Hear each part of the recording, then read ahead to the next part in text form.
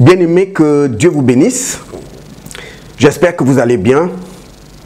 La bonne nouvelle, c'est que Jésus est avec toi, est avec moi, tous les jours, jusqu'à la fin du monde, tous les jours, tous les jours. Il ne t'abandonnera jamais.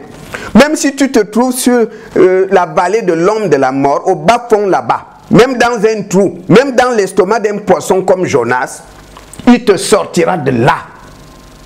Tu traverses juste une épreuve parce qu'il veut t'enseigner.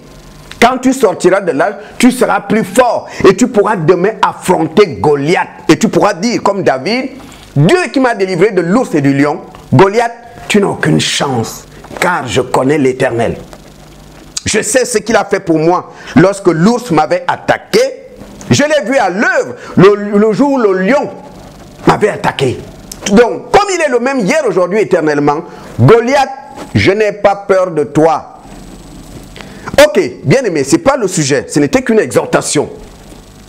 Tout dernièrement, on m'a parlé d'un bien-aimé que je connais très bien. On m'a appelé la nuit, le frère est mort. Il sera enterré mardi. C'est un bien-aimé que je connais. Oh Seigneur, que toute la gloire te revienne, parce que c'est toi qui nous as sauvés. Et j'ai passé toute la journée, j'étais triste. Je me suis dit, le frère est parti. Peut-être mon tour, c'est pour bientôt.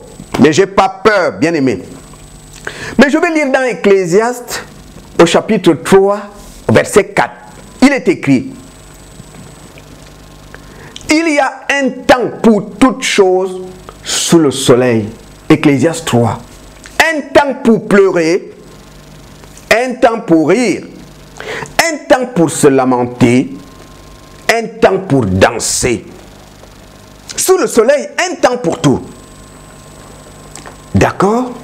Bien-aimé, je veux faire un petit résumé de ce que tu connais déjà par rapport au diable et ses démons. Au ciel, un jour, le diable, dans son orgueil, décide d'être égal à Dieu. Je vais lire dans Ésaïe, chapitre 14, au verset 12. Voici ce qui est écrit. Te voilà tombé du ciel, astre brillant, fils de l'aurore. Tu es abattu à terre, toi le vainqueur des nations. Tu disais en ton cœur, je monterai au ciel, j'élèverai mon trône au-dessus des étoiles de Dieu. Je m'assiérai sur la montagne de l'assemblée à l'extrémité du septentrion. Je monterai sur le sommet des nues. Je serai semblable au Très-Haut. Le diable, vous vous rendez compte? Mais il a oublié qu'il n'était qu'une simple créature. C'est comme j'ai l'habitude de dire, l'homme peut fabriquer une voiture, le contraire est impossible. La voiture ne peut pas fabriquer ou créer l'homme. Dieu nous a créés, on ne pourra pas créer Dieu. C'est ce que le diable a oublié. C'est-à-dire que Dieu est au-dessus de sa créature. La créature, attends, Dieu est un Dieu. Merci Père de ce que tu es au-dessus, largement au-dessus de ta créature. Gloire à Dieu. Merci Seigneur. C'est alors que cet orgueilleux du diable, dans son plan, il a réussi à séduire des anges. Certains anges qui l'ont suivi dans cette folie, ils se sont préparés. On va faire un coup d'état. Nous aussi, on serait égal à Dieu. Satan leur a dit, ok, je vais vous donner des postes dans mon gouvernement. Ils l'ont suivi. Michael, le chef de l'armée de l'Éternel, et les anges de Dieu les ont tabassés. Ils ont été jetés comme des sacs poubelles sur la terre.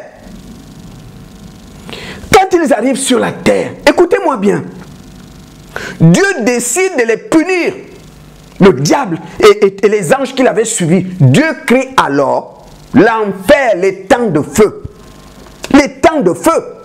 Pour le diable et ses démons-là, pas pour l'homme. Quand le diable arrive sur terre, il a jeté un coup d'œil. Il voit un couple tranquille, dans la paix, dans la joie, en relation avec Dieu. Adam et Ève. Ils sont tranquilles dans leur coin. Ils adorent le Seigneur. Ils étaient nus. une relation parfaite avec leur Dieu. Ils avaient la nourriture, ils avaient la paix, ils avaient la joie. Il n'y avait pas de maladie, il n'y avait pas d'insécurité. Ils étaient dans la joie, dans l'amour de Dieu. Le diable a regardé, il a dit, hey, regardez ces gens-là qui sont là-bas. Celui qui m'a vaincu là, ils sont en train de l'adorer. Bon, on va les attaquer. C'est alors qu'il va passer par Ève. Ils sont tombés dans le péché. J'essaie de faire un résumé court. Ils tombent dans le péché. Le diable a dit, comme ils sont tombés dans le péché, à partir de maintenant, leurs descendants seront de notre côté. Parce que comme le péché est déjà dans leur sang, les enfants qui naîtront d'eux auront déjà la semence en eux. Et c'est ce qui est arrivé. Regardez tous les païens du monde. Il y a la semence du péché. Le diable s'est mis à danser. Ouais, on a réussi. Dieu croyait que moi et mes démons, on va aller dans le lac de feu. Oh Dieu, tu t'es trompé. Parce que maintenant, Adam et Ève et sa descendance, et moi et mes démons, d'accord, on va là-bas.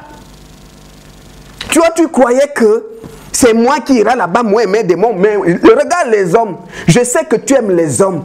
Tu as vu, j'ai réussi. Je les ai tous amenés de mon côté. La Bible dit, tous ont péché et sont privés de la gloire de Dieu. C'est ce que la Bible dit. Tous les hommes étaient privés de la gloire de Dieu parce qu'ils avaient tous péché. C'est comme ça que Satan a réussi à entraîner tous les hommes dans le péché. Ce qui veut dire quoi? Ça veut dire que et comme la Bible dit, c'est l'âme, écoutez-moi bien, c'est l'âme qui pêche, qui mourra. C'est ce que la Bible dit, l'âme qui pêche mourra. Donc, comme Satan a réussi à amener tous les hommes dans le péché, il savait que bon, Dieu a échoué dans son plan. Il croyait que moi et mes démons, on sera dans les temps de feu. Non, tous les hommes, je les amène là-bas. Mais le diable est bête. Dieu est Dieu. Il est au-dessus de toute intelligence, au-dessus de toute connaissance. Dieu n'a jamais dit, ah, ça me dépasse. C'est pas dans le langage, il n'y a rien qui lui dépasse. Il n'y a rien où il va dire, enfin, franchement, là, je suis au pied du mur, je ne sais pas quoi faire. Là, ça me dépasse là. Non! Dieu a la solution. Il est Dieu, il est au-dessus de tout ce qui existe, spirituellement et physiquement. Il n'est jamais limité. Dieu trouve la parade, une solution. Mon fils, on va régler ça. Parce que celui-là croit que je ne sais plus quoi faire. Bien-aimé, c'est pourquoi Dieu envoie son fils sur terre. C'est pour payer pour nos péchés. Nous avons la délivrance par le sang de Jésus. Le sang de Jésus est précieux. C'est le sang de Jésus qui purifie ton âme. Une âme impure ne peut pas aller vers Dieu. Jésus-Christ va porter sur lui tous les péchés des hommes. Tous les péchés. Quel que soit le grand criminel, même un criminel comme Hitler que vous connaissez, Jésus a porté ses péchés sur lui. Tout le monde. En Dieu, il n'y a point de favoritisme. Dieu n'a pas dit, toi, tu es grand pécheur. Non, reste là-bas. Non, le salut aujourd'hui, c'est pour tout le monde, quel que soit ton péché. C'est pourquoi Jésus a tout accompli à la croix. C'était pour nous délivrer. Quand Jésus va rendre l'âme à la croix, la Bible dit, il est descendu au séjour des morts, aller prêcher aux personnes qui étaient là-bas, qui étaient en prison. Jésus arrive là-bas, il a brisé les chaînes pour les libérer. Bien-aimés, soyons reconnaissants et réalisons la grandeur, l'acte que Dieu a posé pour nous. Je voudrais vous dire au passage que c'est le diable qui détenait les clés de la mort et du séjour des morts. Parce que c'est lui qui gérait le séjour des morts. C'est lui qui le gérait. Jésus-Christ l'a vaincu, Jésus a arraché les clés. C'est pourquoi Jésus peut libérer les prisonniers. Tu ne peux pas libérer les prisonniers d'une prison si tu n'as pas les clés de la porte. Tu ne peux pas. Il a fallu que le diable soit vaincu pour que Jésus arrache les clés. C'est pourquoi nous sommes délivrés aujourd'hui. Les prisonniers qui sont en prison là, il faut avoir les clés pour ouvrir la porte, pour les libérer.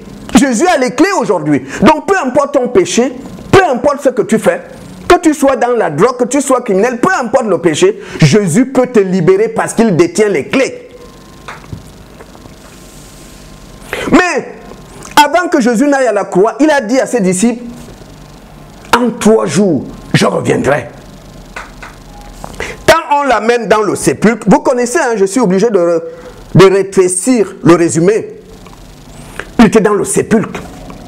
Mais un jour, Marie de Magdala, elles sont allées pleurer. Lorsque Marie regarde dans le sépulcre, elle ne voit plus le corps. Elle s'est mise à pleurer. Mon Dieu, mon Seigneur, qui l'a pris? Et du coup, elle voit un ange de Dieu du côté des pieds, où étaient les pieds de Jésus, et un autre ange du côté de la tête. L'ange lui dit, femme, pourquoi tu pleures? Et au même moment, elle entend une voix derrière, c'est Jésus qui l'appelle Marie. Quand elle se retourne, elle est contente de voir Jésus debout. Donc elle a envie d'aller sauter sur Jésus. Jésus lui dit, ne me touche pas, parce que je ne suis pas encore monté vers mon Père. Il ne faut pas me toucher. Mais seulement, va dire à mes frères que tu m'as vu. Va dire à mes frères et sœurs que je suis ressuscité comme je l'avais dit. Va les voir. Quand Marie vient faire le rapport, il y avait un disciple qui n'était pas là, Thomas. Thomas dit, quand on va rencontrer Thomas, Thomas, le Seigneur est ressuscité, on l'a vu. Arrêtez. Moi, si je ne vois pas de mes yeux, si je ne touche pas de mon doigt, je ne peux pas croire. C'est alors qu'un jour, alors qu'ils étaient ensemble, Jésus apparaît. Thomas, Thomas, Thomas, j'ai entendu ce que tu as dit. Viens, viens, viens, je suis là, viens vérifier, puisque tu veux la preuve, je suis là, viens me toucher. Heureux ceux qui croiront en moi sans m'avoir vu. Heureux ceux-là. Heureux ceux qui croient sans avoir vu. Toi, tu veux d'abord la preuve pour croire. Heureux ceux qui croiront. Vous connaissez l'histoire. Dans l'évangile de Jean, Jésus va faire cette prière. Père, je te rends grâce de ce que tu m'as exaucé. Je n'ai perdu aucun de ce que tu m'as donné. Seul le fils de la perdition est allé à la perdition. Jésus est content. Père, j'ai tout accompli. Tout accompli. Tout comme Dieu le Père le voulait. Et Jésus, avant de partir, va dire à Simon-Pierre, je vous ai dit, je fais un résumé court. Simon-Pierre, m'aimes-tu? Ah oui, Seigneur, je t'aime. Tu m'aimes, Simon? 3 fois, je t'aime. Alors, paie mes brebis, Simon. Si tu m'aimes, paie mes brebis. Parce que Jésus savait qu'il va partir. Il faut que Pierre reste à gérer tout ça. Jésus donne la parole. Et Pierre donne la parole. La révélation. Pour nourrir les brebis. C'est pourquoi Paul, dans 1 Corinthiens chapitre 3, dit aux chrétiens de Corinthe, je vous donne le lait parce que vous êtes encore charnels, vous êtes encore des bébés. Bref. Quand Jésus va au ciel, qu'est-ce qui se passe? Vous imaginez la fête. Le Père est dans une joie vraiment complète. Imaginez l'accueil qu'il a eu avec son fils. Mon fils a tout accompli. Mon fils a tout accompli. Il a fait exactement ce que je voulais. Oh, quelle joie. Le Père l'a embrassé. Mon fils. Nous avons dans le livre d'Hébreux, bien aimé, quelque chose. Alléluia. Gloire à Dieu. Alléluia. Oh là là, nous avons dans le livre d'Hébreux, excusez-moi, Hébreux chapitre 1, pour que vous ayez une idée des paroles qui sortiront de la bouche du Père, l'Éternel notre Dieu. Hébreux 1 au verset 8, mais il dit au Fils, il c'est Dieu, Dieu dit au Fils, à son Fils, ton trône. Hébreux 1, 8, ton trône, oh Dieu, Dieu appelle Jésus, Dieu, Jésus que c'est Dieu, ton trône, oh Dieu, est éternel. Le sceptre de ton règne est un sceptre d'équité. Tu as aimé la justice et tu as haï l'iniquité. C'est pourquoi, oh Dieu, ton Dieu t'a oint. Oh Dieu, ton Dieu t'a oint d'une huile de joie au-dessus de tes égaux. Et encore toi, Seigneur, tu as au commencement fondé la terre et les cieux sont l'ouvrage de tes mains. Dieu est un bon Dieu. Dieu est content. Il a élevé au-dessus de ses semblables. Oh Dieu, ton Dieu t'a oint. Dieu, ton ton Dieu t'a oint. Dieu a oint Dieu. Gloire à Dieu. L'intelligence de l'homme est perdue là. La sagesse humaine est perdue, ne comprend pas ça. Bon, bref. Je vais lire, bien aimé, dans quelque chose d'intéressant. Oh, béni soit l'Éternel notre Dieu. Oh, que toute la gloire te revienne. Merci, Papa, que ton nom seul soit béni. Oh, frère, je vais lire dans Apocalypse, chapitre 19. Le Père est content. Il a élevé Jésus au-dessus de toute autorité, au-dessus de tout nom. Il dit, tout genou va fléchir devant toi, dans les cieux, sur la terre, sous terre. Sur un trône très élevé, Jésus-Christ règne éternellement. Son règne n'a point de fin. Bien-aimé, il est mieux pour toi, homme, de ne pas avoir affaire à Jésus. Tu as intérêt à être son ami. C'est un conseil que je te donne. Parce que sur terre ici, tu peux être en désaccord ou un ennemi d'un chef d'État. Un chef d'État est au trône pour un temps.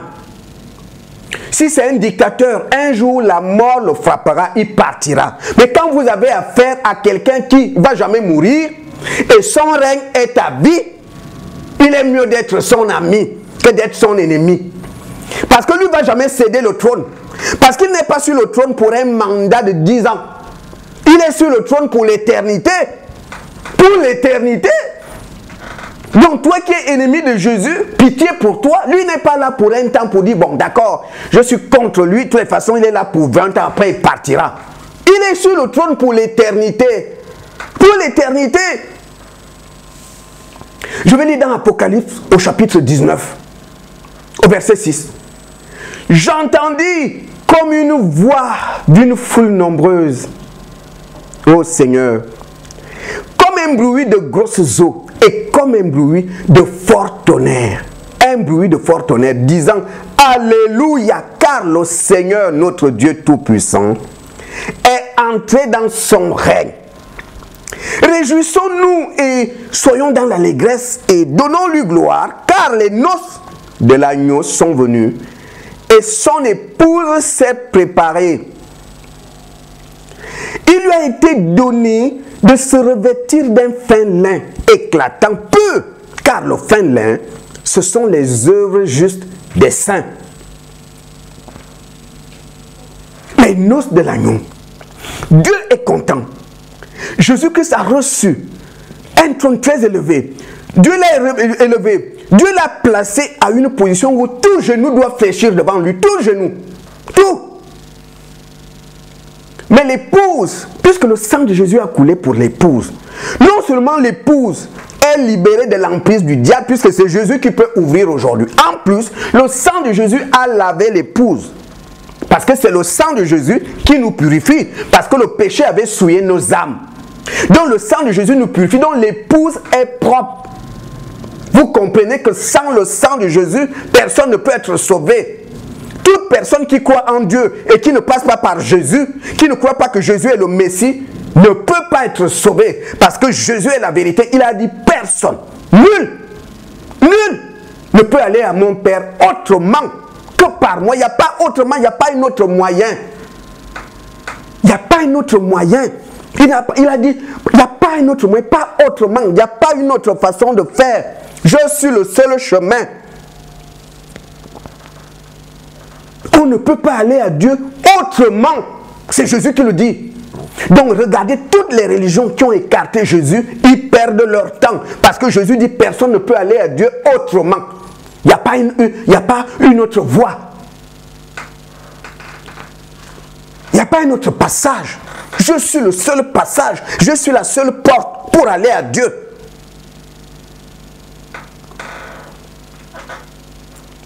Donc vous comprenez que toutes ces religions, l'islam, bouddhisme et tout le reste, la rose-croix, la franc-maçonnerie, personne ne peut aller à Dieu autrement, dit Jésus. Il n'y a pas un autre moyen qui existe sur terre si ce n'est que par lui. Quiconque n'est pas en Jésus est déjà perdu d'avance. C'est pourquoi Satan a créé des religions. C'est pourquoi Satan a créé des religions. Pour égarer les âmes, pour amener le maximum de personnes à l'égarement, loin de Jésus. Jésus dit, on ne peut pas aller à Dieu autrement. Il n'y a pas un autre moyen. Ce n'est que par moi. Le Père est content. Il décide d'offrir un repas à son fils et à son épouse. Les chrétiens nés de nouveau qui marchent dans la sanctification. Bien-aimés, c'est très important. Ça devait nous encourager à lire la parole et rester fidèles au Seigneur. Je vais lire dans 1 Thessaloniciens au chapitre 4, verset 15. Voici en effet ce que nous vous déclarons d'après la parole du Seigneur, nous les vivants. Restez pour l'avènement du Seigneur, nous ne dévancerons pas ceux qui sont morts. Car le Seigneur lui-même a un signal donné à la voix d'un archange et au son de la trompette de Dieu descendra du ciel. Le Seigneur lui-même, la Bible dit le Seigneur lui-même descendra du ciel et les morts en Christ ressusciteront premièrement. On m'a annoncé pour le bien-aimé, il a été enterré mardi dernier. Les morts en Christ ressusciteront premièrement. Bien-aimé, je continue la lecture. Verset 17. Ensuite, nous les vivants, qui seront restés, nous serons tous ensemble enlevés avec eux sur des nuées à la rencontre du Seigneur dans les airs. Jésus va s'arrêter dans les airs. Jésus ne vient pas ici, il s'arrête dans les airs. C'est nous qui partons de la terre pour aller le rencontrer dans les airs. Pour aller aux noces, la grande fête. Mais les personnes qui partiront là, que ce soit les gens qui sont enterrés aujourd'hui, des chrétiens de renouveau, que ce soit ceux qui vivent encore, il n'y aura pas de voyage. Si je vais dire, aux noces de l'agneau, il y a un nombre de places que Dieu seul connaît. N'est-ce pas? Toutes les places doivent être occupées. Il n'y aura pas un premier groupe qui est arrivé comme les fêtes des hommes. Parce que les fêtes des hommes, c'est quoi? Quelqu'un fait un mariage, il fait un repas, une soirée pour le repas. On dit bien aux gens, le repas commence à 21h. Vous avez des gens qui arrivent à 23h. Mais ça, c'est des hommes. Mais les noces de l'agneau, c'est pas ça. La Bible dit, les morts en Christ se ressuscitent en premier et ensemble avec nous, nous partons au même moment dans les airs.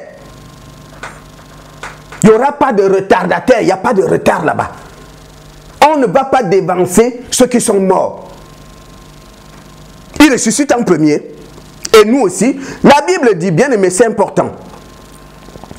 Dans, je crois que c'est dans Corinthiens, 1 Corinthiens chapitre 15, le chapitre 15 d'1 Corinthiens parle des nouveaux corps. C'est-à-dire qu'en un instant, nos corps seront changés. Avant d'aller dans les airs, ton corps va d'abord changer. Parce que tu ne peux pas aller avec un corps terrestre là-bas. Nous allons revêtir des corps célestes. Je voudrais encourager mon frère, ma soeur en Christ. Sur cette terre, tu as reçu Jésus, gloire à Dieu. Sur cette terre, tu étais infirme, handicapé, tu n'avais pas de pieds, tu n'avais pas de bras. Mais je voudrais te dire, mon frère, ma soeur, c'est le corps physique. Quand tu vas être transformé là, tu auras tes deux pieds, tes deux mains. Parce que c'est ton corps physique qui a ce problème. Mais ton âme et ton esprit n'ont pas ce problème. Pour la première fois de ton existence, tu vas sauter sur tes deux pieds, sur tes deux mains. Et tu auras un corps qui n'a rien à voir avec le corps que tu as là. Parce que les corps terrestres vont disparaître. On va revêtir les vrais corps. Quel que soit le frère en Christ handicapé qui est mort il y a cela 10 ans, quand il va sortir du tombeau au son de la trompette, il ne sera plus handicapé. Frère, Jésus-Christ a dit, lorsqu'une femme lui versait un parfum dessus, certains ont cru que la femme était en train de gaspiller un parfum de valeur. Mais Jésus a dit, celui qu'on pardonne peu aime peu, celui qu'on pardonne beaucoup aime beaucoup. Je peux vous dire que celui qui était valide, quand il va crier le nom de Jésus, quand il ira dans les airs, et celui qui n'a jamais marché dans sa vie, je vous dis, le cri ne sera pas le même. Le frère qui est là dans le tricycle, durant toute son existence sur la terre, ce jour-là, il aura ses 2 pieds avec un corps nouveau. Oh, je vois ce frère sauter, je vois cette soeur chanter. Oh là là, il va chanter plus que moi, parce que lui, il est en train de vivre quelque chose qu'il n'avait jamais connu sur terre. Je le vois danser, je le vois bousculer Jésus-Christ. Il n'avait jamais connu l'usage des bras, il n'avait jamais marché sur terre. Le voilà debout, fort. Je voudrais vous dire qu'on va revêtir des corps célestes. Dans un corps céleste, il n'y a pas de défaut. Tu seras dans une beauté que tu ne connais pas, qui dépasse ton imagination. La beauté. Parce que les corps que nous avons sur terre, c'est les corps que nous avons hérités du sang de nos parents. Parce que ta naissance, c'est un rapport entre ton père et ta mère. Tu es le produit de ce rapport-là.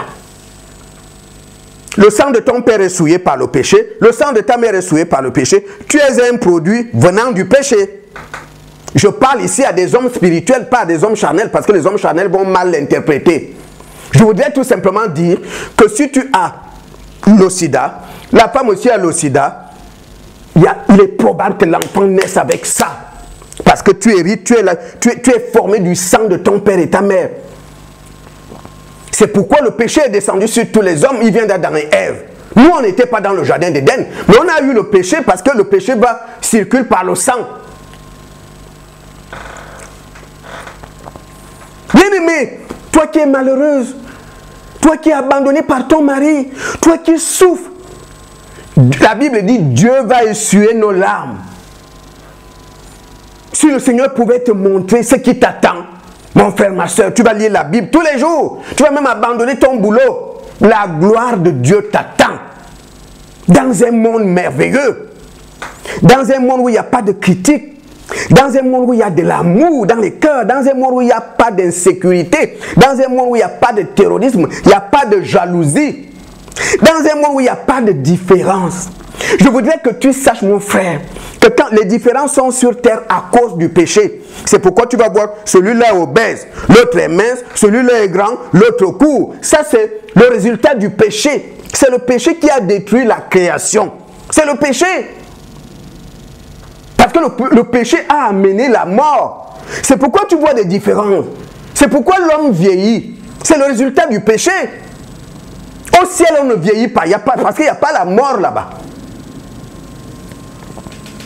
Tu seras dans la gloire. Au ciel, il n'y aura pas de celui-là est gros, celui-là est mince. Au ciel, il n'y aura pas de celui-là fait 1m90, l'autre fait 1m50. Il n'y aura pas ça là-bas. Parce qu'au ciel, c'est la perfection. La perfection de la beauté. Perfection. Il n'y aura pas celui-là est grand, l'autre est court, celui-là est gros, l'autre est mince. Il n'y aura pas ça là-bas. Bien-aimé, tiens la main de Jésus. De toutes tes forces, n'abandonne pas le Seigneur. Quelles que soient les difficultés que tu rencontres sur terre, tiens le Seigneur.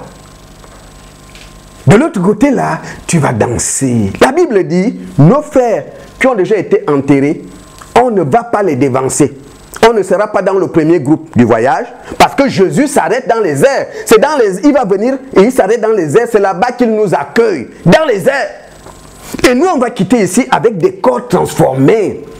Mais premièrement, quand l'ange va sonner la trompette, ce sont nos bien-aimés enterrés aujourd'hui qui vont sortir en premier avec des corps nouveaux. Au même instant, nous aussi, on va être transformés et ensemble, tout le monde dans les airs. Imaginez, frère, le chaos qui va se passer sur terre. Parce que des millions de personnes dans tous les pays ont disparu. Ça va être le boucan. Le monde va connaître ce qu'il n'a jamais connu jusqu'à ce jour. Dans tous les flashs, dans toutes les télévisions du monde, on parlera que de cet événement. Oh, mesdames et messieurs, un événement vient de se passer. Nous avons des disparitions inexpliquées. Ils vont chercher à savoir, mais il y a des maisons vides, il y a des voitures, il y a machin. Ils sont partis où? Parce qu'eux ne croient pas en Dieu. Ils vont dire, c'est des disparitions inexpliquées, on ne comprend rien. Qu'est-ce qui se passe? Mais qu'est-ce qui va arriver? Les faux enfants de Dieu, qui venaient dans les églises et qui entendaient les prédications sur l'enlèvement de l'église, c'est eux qui auront la réponse, mais les païens ne vont pas les croire. Ils diront, oui, quand on allait dans les églises, on avait entendu que Jésus va, nanana. Non, on ne va pas parce qu'ils auront affaire à des païens. Le monde aura recours à des astrologues, à des voyants pour expliquer le phénomène. Satan va commencer à les jouer. Et après, ce serait la grande tribulation. Un jour, si le Seigneur le veut, je parlerai de la grande tribulation. Mais pour le moment, je suis en train de te dire, bien aimé, même si tu rencontres des difficultés, ton mari t'a abandonné, tu es avec des enfants, tiens ferme. Parce que le bonheur, le vrai bonheur t'attend. Ce n'est pas le bonheur de la terre. Le vrai t'attend. Résiste, tiens le Seigneur. C'est ce que je tenais à te dire. Tes difficultés là vont disparaître. Il n'y aura pas ça là-bas. C'est pourquoi je disais, toi qui ne crois pas en Jésus, toi qui raisonnes, mais tu te fais du mal à toi-même. Parce qu'on peut être contre un chef d'État qui règne. Le chef d'État a un mandat limité. Soit il quitte le trône à la fin de son mandat, soit la mort le frappe. Un jour il partira. Mais Jésus, le Père l'a mis sur un trône très élevé pour l'éternité. Il n'est pas là pour 2 jours, ni pour 3 ans. Il est là à vie. Donc si tu lui joues dur, tu te fais du mal toi-même. Parce que c'est lui qui aura le dernier mot quand tu vas mourir. C'est lui qui te juge. Les anges exécutent ses ordres. C'est Jésus qui donne les ordres. Les anges ne sont que des exécutants. Tu ne pourras pas dire, Jésus dit, amenez-le dans le cachot. Et tu vas dire à un ange, oh s'il te plaît, tiens une enveloppe. La justice sera la vraie justice. C'est-à-dire, tu as intérêt à donner ta vie à Jésus, c'est gratuit. Jésus a tout payé à la croix. Jésus est prêt à te pardonner tes péchés, quels que soient les péchés. Quel que soit ce que tu as fait sur terre. Quel que soit ça. Ma soeur, j'avais reçu ça tout dernièrement. Toi qui as avorté, mets-toi à genoux, demande pardon à Dieu. Parce que l'avortement aux yeux de Dieu, c'est l'assassinat, c'est comme c'est un crime. Il faut demander pardon au Seigneur Jésus. Vous savez, la justice de Jésus, ce n'est pas la justice des hommes. La justice des hommes, c'est quoi? Tu vas voir le magistrat ou le juge, tu lui glisses un pourboire, une enveloppe, et puis il rebelote. Il dit que c'est toi qui as raison, alors qu'il a reçu une enveloppe. Tu ne pourras pas faire ça avec la justice de Dieu. Tu ne pourras pas glisser à Jésus une enveloppe. Il n'a pas besoin de ça. Tu ne pourras pas. Il est riche. Il n'a pas besoin de ton petit pourboire. Comme les hommes. Quelqu'un va te juger. Ils savent très bien que tu es coupable. Si tu lui glisses une petite enveloppe en coulisses, ça y est, il vient dire que ça y est, si tu as raison. Bien-aimé, que Dieu vous bénisse. Bientôt nous allons voyager. Bientôt le grand voyage, bien-aimé. Toi qui es désespéré, tiens ferme. Le vrai bonheur t'attend, tiens ferme. N'abandonne pas. Que le Seigneur vous bénisse.